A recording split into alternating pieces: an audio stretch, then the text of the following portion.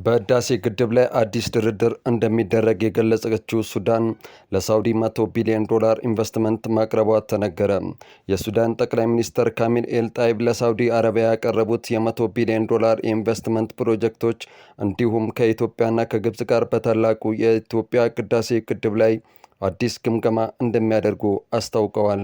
ከኒውዮርክ በተባበሩ መንግስታት ድርጅት ጠቅላላ ጉባኤ ከተመለሱ በኋላ በፖርት ሱዳን ባደረጉት ጋዜጣዊ መግለጫ ላይ ኢድሪስ ለሪያል በቀይ ባህር ላይ ባልተነኩ ሀብቶች ላይ ያተኮሩ የ100 የጋራ ፕሮጀክቶችን ማቅረባቸውን ገልጿል።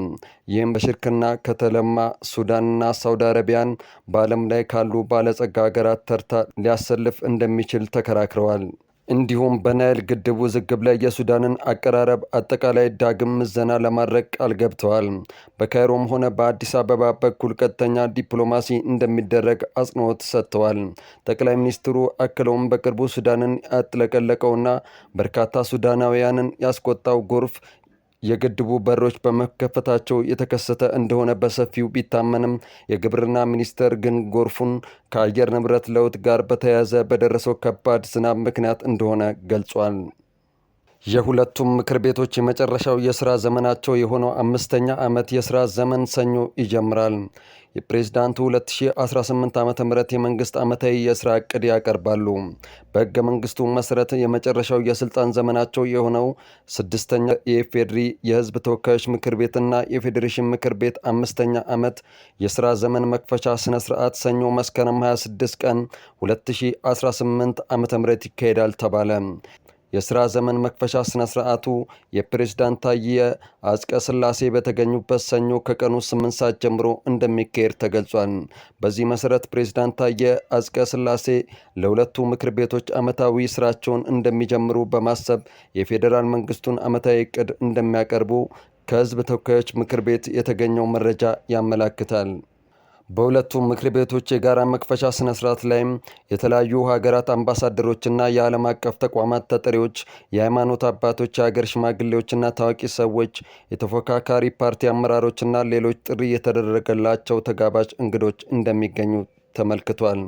የኢፌዴሪ ሕገ መንግሥት መሠረት የኢፌዴሪ የሕዝብ ተወካዮች ምክር ቤት የ1 ዓመት የሥራ ጊዜ ከመስከረም ወር የመጨረሻ ሳምንት ሰኞ እስከ ሰኔ 30 ቀን ድረስ መሆኑ ተደንግጓል።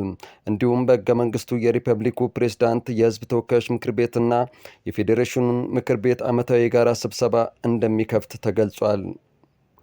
በአይደር ሆስፒታል ሲወለድ እምብርቱ አካባቢ ትልቅ ክፍተት የነበረበትንና የሆድ ዕቃዎቹ ወደ ውጭ ወጥተው የነበሩ ጨቅላ በአፍሪካ የመጀመሪያ ነው በተባለ መንገድ ሕክምናው እንደተደረገለት ዶክተር ይርጋለም ተክለ ብርሃን ለቢቢሲ ተናገሩ።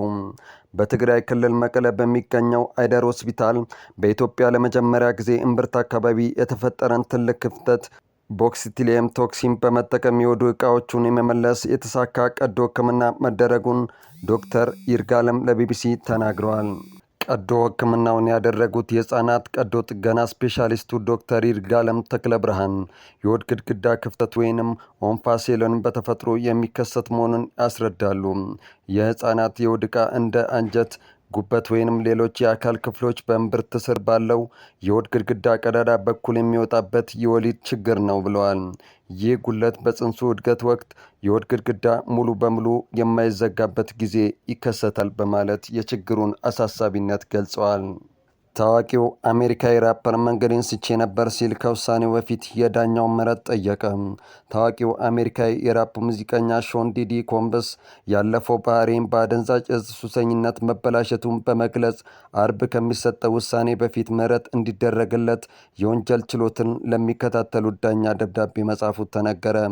4 ገጽ ባለው ደብዳቤ ላይ ላደረስኩ ጉዳትና ስቃይ ሁሉ በማለት ይቅርታ ጠይቋል። ለ13 ወራት በብሩክሊያን እስር ቤት ማሳለፉን ተከትሎ ባህሪው መሻሻሉንም ገልጿል። ደብዳቤው የተጻፈው በጉዳዩ ዙሪያ በዛሬው ዕለት ውሳኔ ይሰጣል ተብሎ በሚጠበቅበት እስር ቤት ነው። በሐምሌ ወር በ2 የዝሙት አዳሪነት ክስ ጥፋተኛ ሆኖ የተገኘ ሲሆን እስከ 20 ዓመት እስራት ሊጠብቀው ይችላል። አቃቢ ሕግ ቢያንስ የ11 ዓመት እስራት ይገባዋል ቢልም የኮምበስ ጠበቆች ግን በዚህ ወር መጨረሻ እንዲፈታ እየጠየቁ ነው። ኮምበስ ለዳኛ አሮን ሱምብሪያም በዛሬው ደብዳቤው ላይ ሙዚቀኛው የቀድሞ ፍቅረኛው ካሳንድራ ቬንቱራ ላይ ጥቃት በማድረሱ በእርግጥ አእምሮዬን ስቼ ነበር ሲል ይቅርታ ጠይቋል። ለዚህም ይቅርታ እጠይቃለሁ፣ ይቅርታዬ የሁል ጊዜ ነው ሲል ጠይቋል። የቤት ውስጥ ጥቃቱ ለዘላለም መሸከም ያለብኝ ከባድ ሸክም ይሆናል። በችሎቱ ወቅት ጄን በሚል ስም የመሰከረችው ስሟ ያልተጠቀሰ ሴትም ይቅርታ ጠይቋል።